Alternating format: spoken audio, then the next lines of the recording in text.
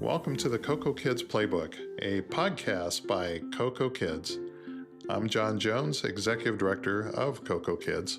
I don't know if I want to say good morning or good afternoon. So let's just say good day and welcome to our first podcast of this whole session. And today we're going to be joined by Margaret Wiegert Jacobs from CocoKids. I'm John Jones. I'm the Executive Director of CocoKids. And the purpose of this podcast is just to create an opportunity for people to think about how important children are and why they should be a high priority in everything that we do. So at CocoKids, that's part of our culture. We make kids our number one priority. And for anybody listening to this, I hope you feel the same way. So let's kind of get things underway. Welcome, Margaret. Thank you. It's so nice being here. Are you sure? Yes, I'm very sure. Okay. Well, because I feel so strongly about the first 5 years of life being so important. Okay. Well, I'm going to test you on that. If that's what you're doing, then that's why I'm here. Okay. All right. So tell us a little bit about yourself, Margaret. How long have you been in the field? I've been in the field for way too many years to count. I've been at CocoKids for over 20 years.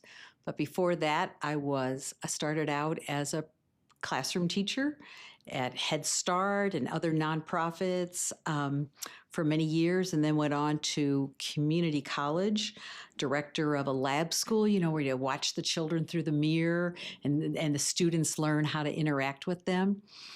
And then kept going, taught community college at night, and then found CocoKids, my home.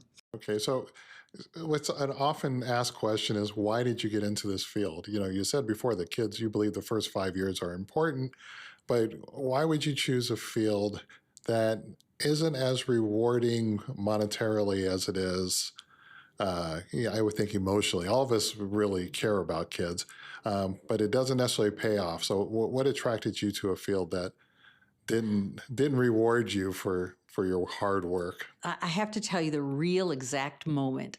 So when you're, 18 or 19, when you're thinking of going to college, I got a part-time job working at a preschool at a church. And I remember the exact moment that I fell in love with it. I didn't know what I was doing, and every night I was thinking of ideas of what art project am I going to do tomorrow with the children. And at some point, I was on the playground with these beautiful 3- and 4-year-olds, and I was running and they were chasing me, and I turned around and saw their beautiful faces laughing and having so much fun. And I just went, oh my gosh, they're so gorgeous. And I just fell in love with it and decided, why don't I just stay with them the rest of my life? And that's when I discovered that you could go to school and learn more specifically. And that's where I learned that the first 5 years are so important. I didn't know that to begin with. None of us know that. But the more you learn about it, the more you understand how important it is. Yeah, I had a similar experience because when I got into this field, I was actually in sales and I couldn't stand, you get so many rejections, everybody telling you no. So I started work, a friend told me to go work at this group home. It was with adolescents. And these were kids who had just been removed from the juvenile justice system. And I remember that whole time feeling like if only I could get these kids earlier, that when they're 16, 17, they're already on their way to prison.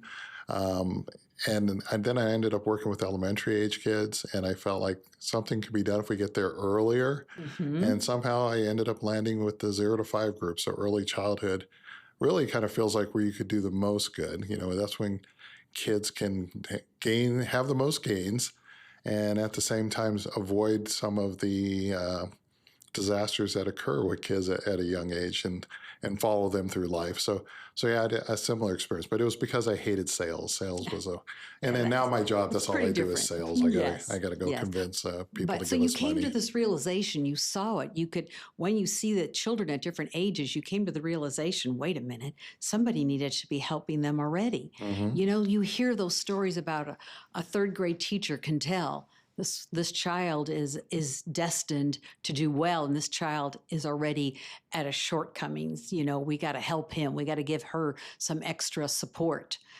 You can tell at an early age. Right. So it's almost, I think that's the gift teachers have, is that not anybody can be a teacher. But those who do it well, they kind of have this gift. They can see the trajectory that kids are on and whether or not they'll be a success, or, if they, like you said, need a little bit of extra help. So one of the topics we're going to talk about today is just the cost of childcare. Um, for new parents, it tends to be sticker shock. You're already dealing with either your mortgage or your rent, and then you get this bill for your new child that it's going to cost you almost just as much. Have you come across that in your work, that how people feel about the cost of childcare? Yes. It's very much a sticker shock. They can't believe it. That people are mostly used to free public school, and but that's when the whole country is paying for your child. Those 25 or 30 children in that elementary class, if those parents were paying for their education, they'd be paying a lot more. But because our society thinks it makes a difference, we want to have successful adults and productive, we need to educate them free of charge so anybody can be educated, then everybody pays for it. But in childcare, only those parents that are in that program are paying for it. So you get it is all, they have the expenses of any other business. They have their rent, they have their power and lighting, and then they have their materials. Payroll is the biggest thing. You know, the salaries of personnel is usually anywhere from 75 to 85% of their budget. And those teachers are not making that much. Childcare educators are at the lowest end of the range of salaries. But why do you think that is? Because isn't it just easier for the childcare owner to just charge families more? So any other business can work like that. They can say, "Oh, everybody wants this slot, so I'm going to charge more for it." But at some point, parents can't afford it, so you have to stay within a certain range. And unfortunately, the childcare field has been subsidized by some well-meaning, good people, mostly women, 95% women, that are used to taking care of children. And so they do it out of the goodness of their heart. They do it because they love it. Um, but sometimes they can't stay with it because they have their own families. But that's a whole nother story. Okay. So, but do you think in our current society that the fact that we expect women to be the caregivers is part of the culprit in keeping these salaries low? We already know there's an imbalance of salaries between men and women. Mhm. And then here is an occupation that is primarily, if it's gender based, the majority of the people providing childcare are women. Do you think we kind of use this as an excuse to not pay at a higher range, or is it just people just can't afford more? It's definitely an excuse. Once it gets started, it's so ingrained in our society that that we put up with it, that we keep going. If women weren't willing to do this, there would be nobody to take care of the children, right? But women love it so much. Some women, not everybody likes to take care of children, but the ones that do really believe in it. And so I need to get back to a factor about why it costs so much. It's the ratio. So I started out talking about public school, those 30 children. If though only 30 families paid for it, how would we cover the expense of the teacher and the building and all the other support systems? In childcare, it's the ratios of teachers to adults. So babies, legally, you can't have more than 4 babies for every 1 adult. So those 4 families have to cover the cost of that provider with her business, with her facility and supplies and insurance and liability and everything else. When the child gets to be 2 years old, the ratio changes, and now you could have 6 children. But that's still only 6 families paying for the salary of that teacher. Okay, and this is primarily with family childcare. Is Yes. that No, restricted to even in centers too. centers too? They have that Okay, ratio. all right. So it's just a limiting factor. You can't, it's not like I'm going to shove more kids in there and make more money. You legally cannot. And I want to totally support it. You can't just say, let's just change it and let them take care of more kids. Things like the fire department and health and safety wouldn't allow that. You have children under 2 necessarily can't get out of a burning building on their own. One adult can't carry 12 children out. By the time they're walking, they can get out. But the younger ones, and the amount of care that they need. So it's not just, if you don't mind me saying, it's not just the physical care of them, getting them out of a burning building or taking the time to feed them. Years of research show how important it is to give them attention. You don't want a teacher that barely has time to talk to one of those 30 kids. So the most important thing with children is their adult contact and the eye to eye, look the child in the eye and talk to them. Well, if you have 30 children, you can't do that. When you're feeding a baby, there should be eye-to-eye contact while you're holding that bottle or reading to that child in your lap. All those kinds of things make a major difference. So I so support the small ratios to adult. Okay, so the primary driver for the ratio is health and safety. Yes. Really just making sure that child is safe, and in the event of a disaster, you can care for their needs. But then I hear the other part you're saying is for the child's development, it's also important to have more of that one-on-one contact with an adult, more of that nurturing time, like you said, with eye contact during feeding, and kids learn by hearing. So having someone who's talking and reading to you, and that is, you always hear that's a big problem for public school teachers or any school. When you have 30 kids, you can't give individual attention, and that's where kids start to fall through the cracks. So you painted a picture of 2 things. One, it's really for the safety of the kids, and 2, it's really important for the development of each individual child. So those are components. So that ratio actually keeps costs down.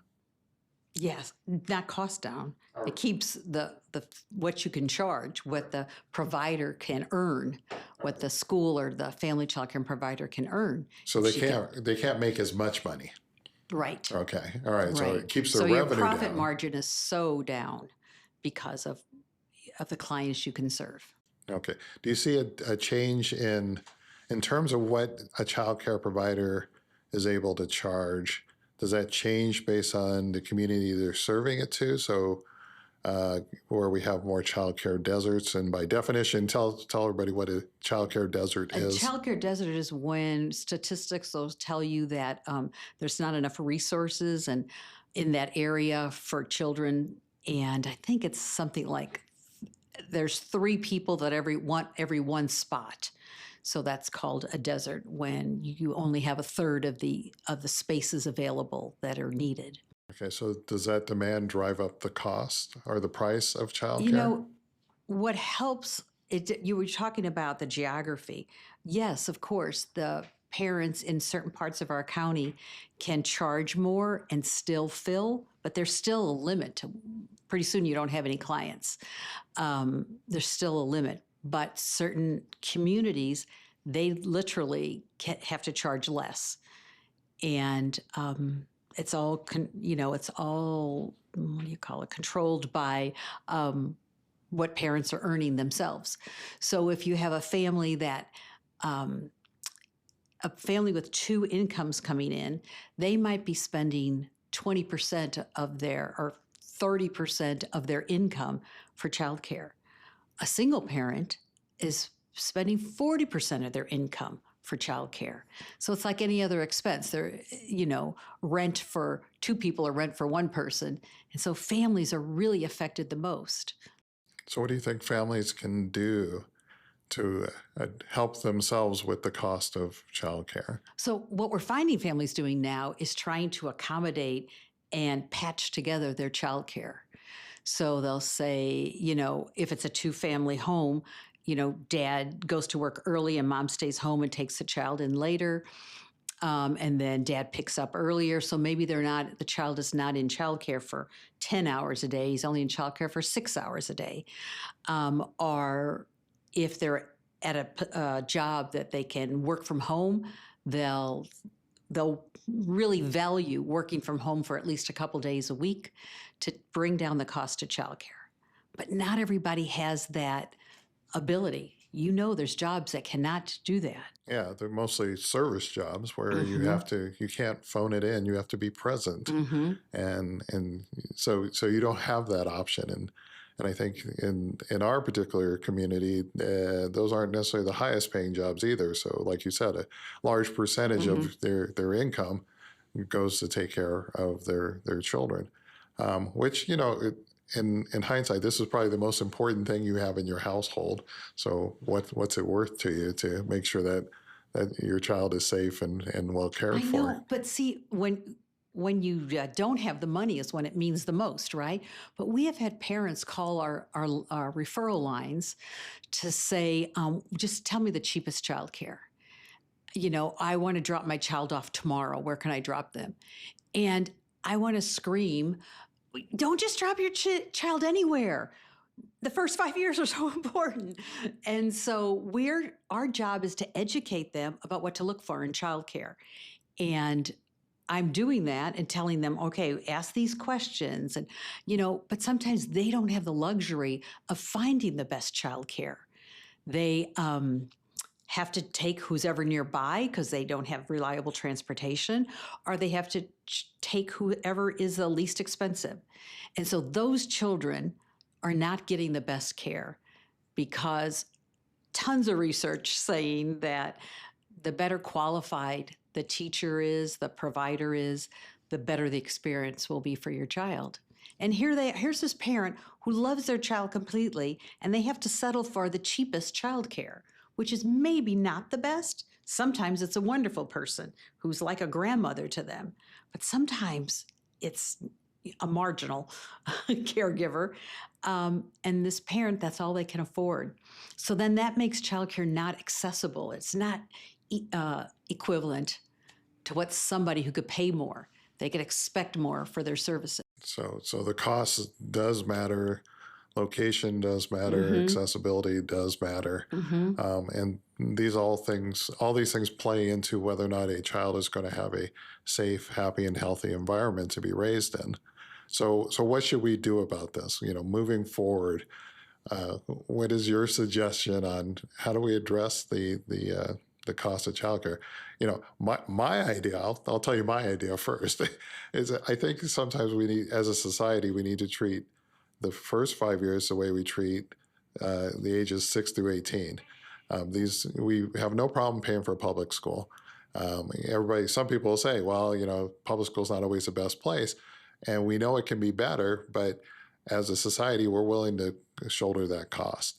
We should be willing to shoulder the cost of kids in childcare because they all enter into that system. So I like to advocate for a publicly funded childcare system where every child has that opportunity to be in Mm-hmm. a high quality environment.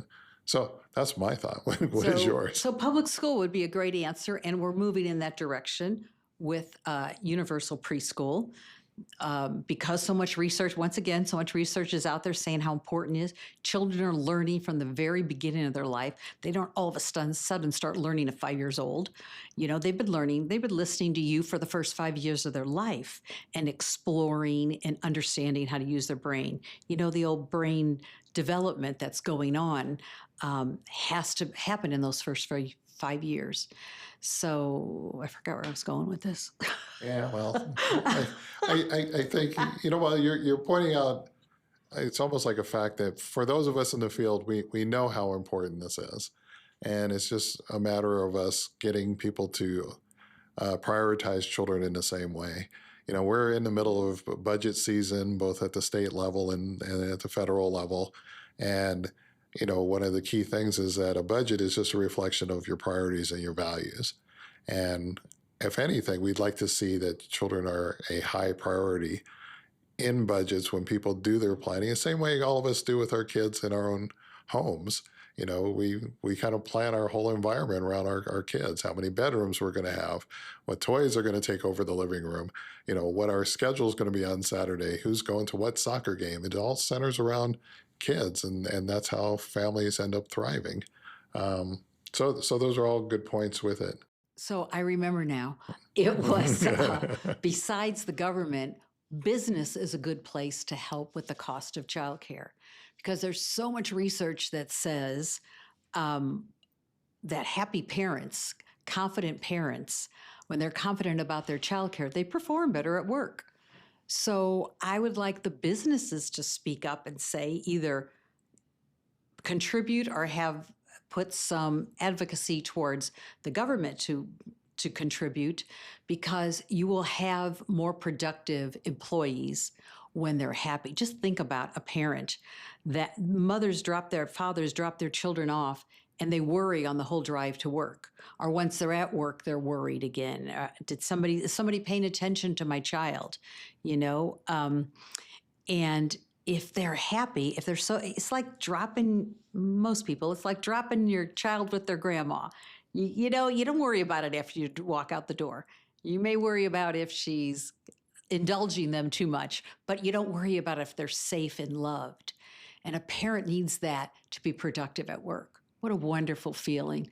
So this will improve the workforce, which means if the stronger the workforce, the stronger our businesses, more people will get paid, everybody will be happy. Right. It would improve our workforce. It would improve the people working. They're in the workforce too. All these teachers and providers are in the workforce too. That also contributes to the cost of childcare is the more educated the teacher, the more increase should her salary be, which is never the case, but in childcare, in early childhood. But that's going to, once again, increase the expense. Well, it sounds like we have a whole nother podcast, so we can talk about the rest of that. All right. So with this one, we focus a lot on the importance or the expense of childcare and why childcare is so expensive.